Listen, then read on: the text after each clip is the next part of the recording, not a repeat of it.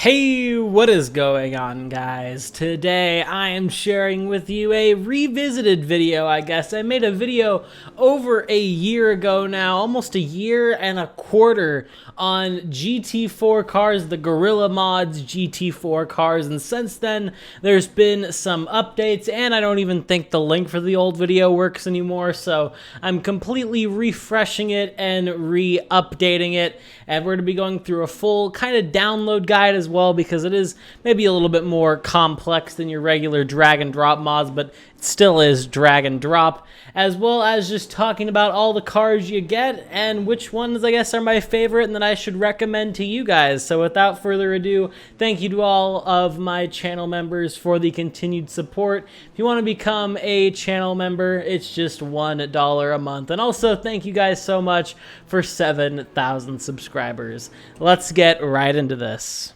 So this GT4 pack is massive. I think it actually probably has every single GT4 car that exists in the world, definitely a lot more than Assetto Corsa Competizione. It has 15 GT4 cars, and also let me mention that these are all 100% free. Now, let me list them off to you. We have the Alpine A110, the Aston Martin Vantage, the Audi R8 LMS, the BMW M4 GT4, the Chevrolet Camaro, Ford Mustang, Ginetta G55, KTM Expo, McLaren 570S, Mercedes AMG, Panaz Avenzo, I hope I said that right, Porsche 718 Cayman GT4 Club Sport, the Celine S1, very cool and unique car, the Sin R1, and of course the Toyota Supra. All of these cars are on version 0.83. Again, they are all free, and I'll walk you through a quick little guide on how to install them. So the link down below is going to take you to a mega file system. What you're going to want to do is just right click on the 0.8 file, 0.8 file, whatever you want to call it, and just hit download. It'll download like every other mod, but you can't just drag and drop that massive file into Content Manager. You're going to have to open it up with WinRAR, click on like cars or something like that, some folder, something named like that. It'll be very obvious, and you will see all of the cars zip files. You can then select all of those and drag them into Content Manager, and they'll all download just fine. While you are technically done, I don't recommend you be done, because you'll see a folder called Optional Fixes. Only one of them is drag and drop. It is the heads-up display fix for the BMW. That one will work for drag and drop, but the rest of them you will have to do manually in the car's root AC folder. Go into the car folder itself and drag and drop the extension file into it, and then of course, if it asks you to replace previous files, you replace them. And after that, you have done a little bit more of a complex download process, but you have some absolutely fantastic GT4 cars to race around with.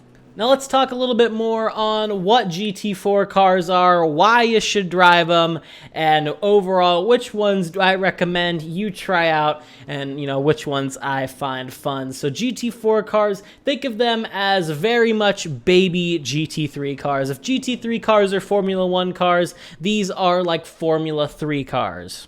They have about 110 less horsepower than GT3s, a ton less downforce, and I forgot the exact rule, but the vast majority of the car itself has to be based on the real-life road car. The cars have 440 brake horsepower, 512 newton meters of torque, and they weigh 1,390 kilograms. And it varies for the torque and the weight car to car, but it's usually somewhere in that range. Of course, like GT3 racing, they use a BOP system to make sure all the cars race fair, because my lord, if you thought GT3 had a ton of unique cars, just wait until you see GT4. There are some really cool cars you've probably never heard of on this list, such as the Panaz Avenzo. Maybe you've never heard of the Celine S1. Very cool car. I love the look of this thing. The Sin R1 as well. Lots of fun stuff to mess around with. So if you want my recommendation on what cars I think you should try when you download the pack, if you like front engine cars, like you like GT3 cars, front engine cars, you know, the Aston Martin, the Mercedes, the BMW, things like that, I recommend you first try the Chevrolet Camaro, because I think it's a very unique car. There's not many GT Camaros driving around in Europe, so super cool to have that. The Mercedes AMG as well is always a good shout, and if you want to get really interesting, the Panos Avenzo is there as well. If you like mid-engine cars, the one I've actually been driving a lot is the Celine S1 and the Sin R1, just because they don't really exist outside of GT4 cars. They're really, really unique, but if you want a more conventional one, the Porsche is always there. Same with the Audi R8.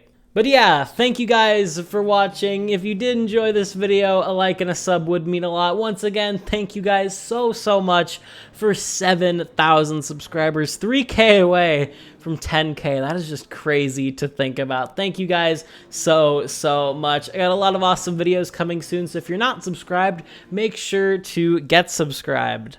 But yeah, thank you for watching, and I will see you all in the next one. Have a good one, guys.